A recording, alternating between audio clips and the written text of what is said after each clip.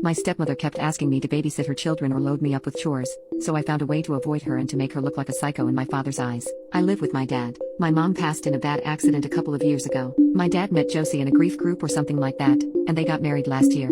Josie has 2 kids and I hate living with them, to be honest. The 8-year-old has like really bad ADHD and is constantly accidentally breaking things, making messes, and has meltdowns over the smallest things. The 6-year-old is quite similar but not quite as bad. They both get into my room and take things or break them. I babysat them once when our parents were dating, and I'd rather jump off a building than ever have to watch them again. Josie offered to pay me when they were dating, but I said no. Now that we all live together, she's been trying to make me deal with them more and more, usually while my dad's not home. My dad thinks I should bond with them more but says I don't have to babysit. Josie keeps trying to pull the just watch them for an hour while I go to the store or loading me up with chores since I'm not watching the kids. I have chores already, so it's not like I'm doing nothing. I just want some time to myself on the weekend. My dad doesn't see it happen, so he thinks I exaggerate. I have the smaller bedroom in the house we moved into, but when I was putting stuff away, it has a hatch into a side attic. Nobody else knows about it. I've started keeping stuff I don't want anyone else to get into there, and it's big enough that I can spread out a blanket and some pillows and read or work on my laptop in peace. I had the idea just to go in there and avoid Josie when my dad was not home, and it worked.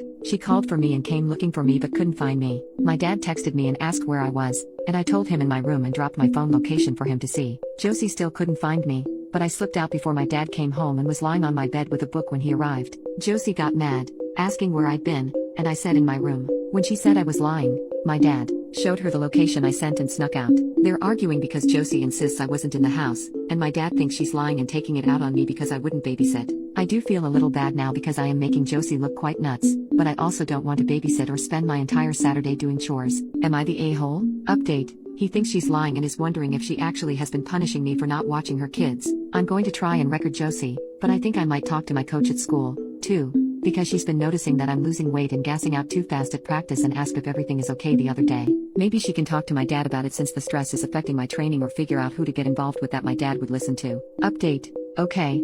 I talked to my coach, and she had me talk to the guidance counselor, which turned into a big deal. Another lady came in and asked me many questions about my home life and I had to get a physical done. The doctor says I'm way underweight and stressed, but nothing else seems wrong, so I have to sit out of practice for 2 weeks and track my meals for a while to make sure I'm eating enough. People talk to my dad and Josie, too, and Josie is mad and thinks I'm lying to people at school to get them in trouble with DHR. They had a big fight, and everyone was still mad. My dad said that I could spend the weekend with my grandparents for the next 2 weeks to make sure I could rest and no chores for me during the week. He said that Josie isn't allowed to ask me to do anything and she's not supposed to come into my room anymore without his permission. He also said he would get a lock for my door this week, but it was a privilege, and I can't abuse it or it's gone. I have to go see a therapist and some other stuff, too. I haven't told anyone about my spot, but I did tell my dad that I really was home and mostly in my room. I was just trying to avoid Josie that day because she was being unreasonable, and I hid whenever I heard her coming. He said he figured something like that was going on. He said he's going to try and work every other Saturday morning for a while to be around more on the weekends and figure this out. Josie won't talk to me at all.